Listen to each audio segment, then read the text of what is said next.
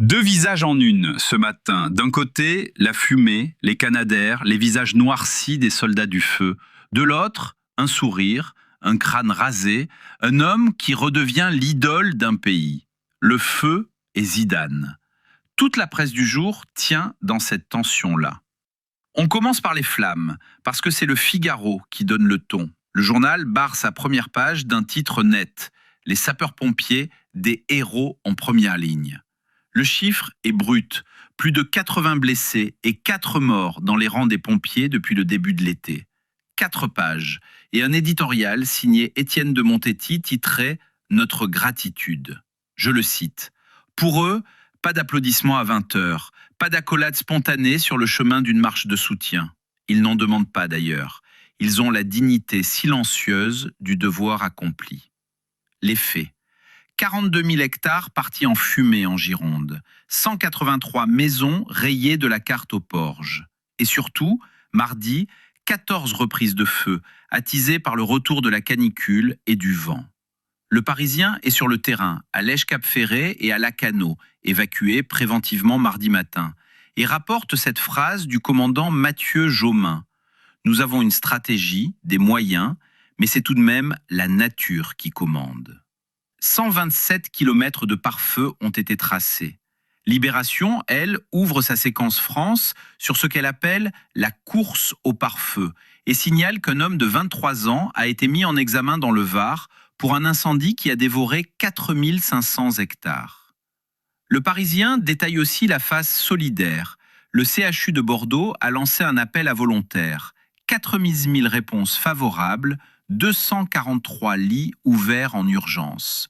Le professeur Mathieu Molimar résume. « Je n'ose pas dire que c'est comme le débarquement de Normandie, mais il y a un peu de ça. » Les Échos prennent l'autre bout du problème. Titre frontal. Incendie, le gouvernement veut faire taire les critiques. Le journal reconnaît l'effort. Les moyens de la sécurité civile ont plus que doublé en 10 ans pour atteindre 900 millions d'euros. Mais il pointe le retard sur les canadaires.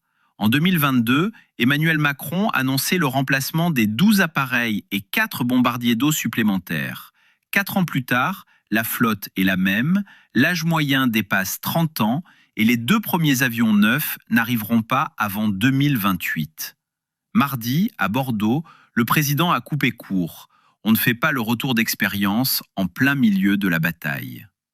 Changement complet d'atmosphère. Libération sort la plus belle une du jour. Fond bleu roi, portrait en noir et blanc, 2 mots. Bleu roi. Et en immense, Zidane. Le Parisien choisit le sourire et la citation « C'est un rêve ». Zinedine Zidane a été nommé mardi sélectionneur de l'équipe de France devant 120 journalistes au siège de la fédération. Ce qui frappe les 3 journaux, c'est le ton de l'homme. Le Figaro titre « La magie de la légende a opéré ». Zidane a dit « J'ai passé 4 à 5 années à attendre ce jour-là. Je suis un peu ému, je suis tout excité. » Sur le jeu, le style, vous allez le voir bientôt. J'ai été un numéro 10. Ce qui m'anime, c'est d'aller marquer des buts. Mbappé reste capitaine, le staff sera dévoilé en septembre. Le Parisien note le détail que personne n'attendait. Ses tout premiers mots ont été pour les pompiers et le monde agricole. L'éditorial de Laurent Perrin s'en réjouit. Zidane nous a déjà conquis. Avant de poser une limite, Zizou président, chacun à sa place. Il est sélectionneur et c'est déjà une excellente nouvelle. Libération signe l'éditorial le plus littéraire du jour. Paul Quignot titre « Demi-dieu ». Il confesse une intuition qu'il veut chasser, celle que ça pourrait rater. Zizou échoué? Quelle drôle d'idée. Il évoque ce sourire en coin de grand timide, virgule de velours ou lame d'acier. S'inquiète que Zidane arrive comme un fruit trop mûr sur un étal du bon marché, puis balaie tout. Alors non, il n'y a pas de raison. Troisième bloc, 2027 qui s'installe partout.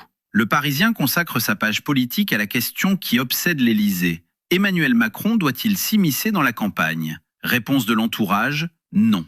Et cette phrase, en privé, sur le bloc central éclaté, il faut que ça pyrolise tout seul. Le président s'agace aussi des leçons. Le Pen, je l'ai battu 2 fois. Le Figaro, lui, envoie un reporter en Vendée, dans le fief des Retailleaux. Titre, il ne trahira pas. Les proches du patron des Républicains croient en ses chances, même si les sondages le situent entre 8 et 10%. Et Libération observe les déjà en pré-campagne. Villepin, Cazeneuve, Hollande.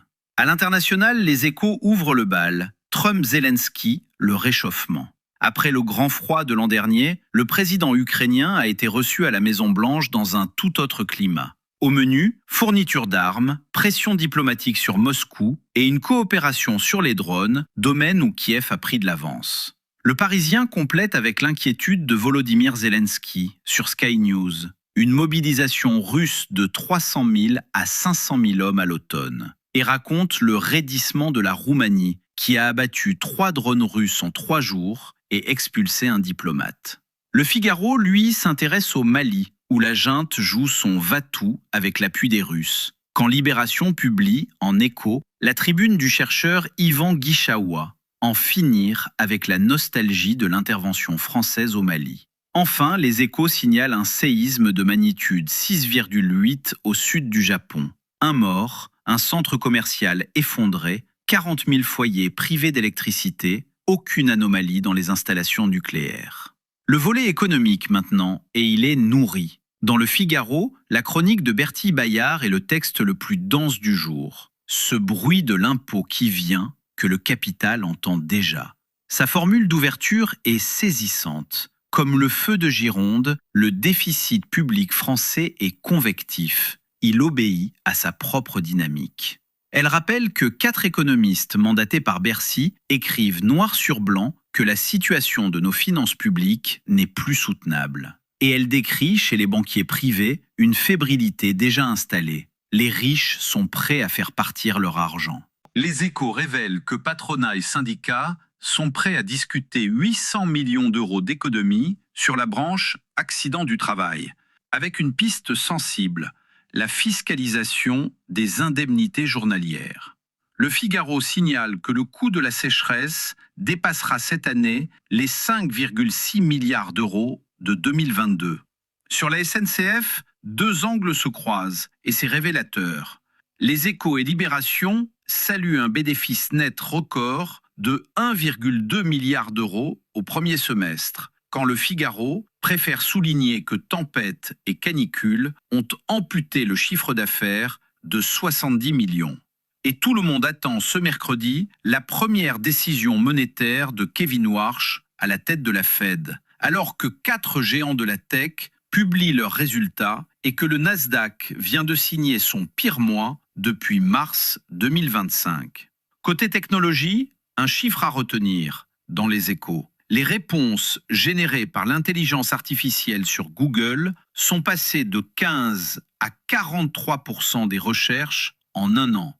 Conséquence, les internautes ne cliqueraient plus sur un lien que dans 8% des cas quand l'IA leur livre déjà la réponse. Le référencement change même de nom. On ne dit plus SEO, mais Géo.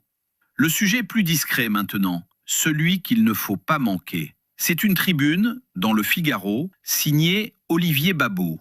Entre les Canadair et la Seine, l'État doit choisir. Elle part d'une phrase du pilote Grégory Prats. Avec 2 milliards d'euros, on peut acheter 15 Canadair et assurer 10 ans de maintenance. Et elle pose une question inconfortable. Un État sérieux doit-il dépenser partout un peu moins ou choisir?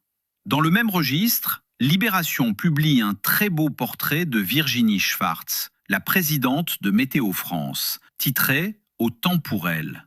Et le Parisien raconte la nouvelle vie des fermes d'Île-de-France, devenues salles de concert et lieux de séminaire, où l'événementiel pèse parfois la moitié des revenus de l'été. Et on termine par la culture, où l'information la plus lourde tombe dans les Échos. Canal+ s'engage à investir près d'1 milliard d'euros sur 5 ans dans le cinéma français. 190 millions par an, puis 205 contre 150 aujourd'hui. En échange, le groupe conserve le droit de diffuser les films 6 mois après leur sortie en salle, quand Disney doit en attendre 9. Le titre a bondi de près de 9% en bourse. 3 journaux parlent ensuite du même homme, en collant rouge et bleu. Le nouveau Spider-Man, Brand New Day. Les Échos titrent joliment L'âme de l'araignée. Et y voient un film de super-héros qui parle surtout de solitude urbaine. Libération consacre 2 pages au retour en salle de RRR, le monument démesuré de l'Indien SS Rajamouli. Le Figaro nous emmène en Grèce, où l'Odyssée de Christopher Nolan signe le meilleur démarrage depuis la pandémie, malgré des critiques virulentes. Et pour la route, 2 douceurs d'été. Libé raconte la rivalité Antoine contre Johnny, et le Parisien fait rouler la Fiat 500, ce petit bout de la botte, sur 4 roues. Voilà pour la presse de ce mercredi 29 juillet. Prenez soin de vous, buvez de l'eau et pensez à ceux qui se battent contre le feu ce matin en Gironde. Excellente journée à tous et à tous.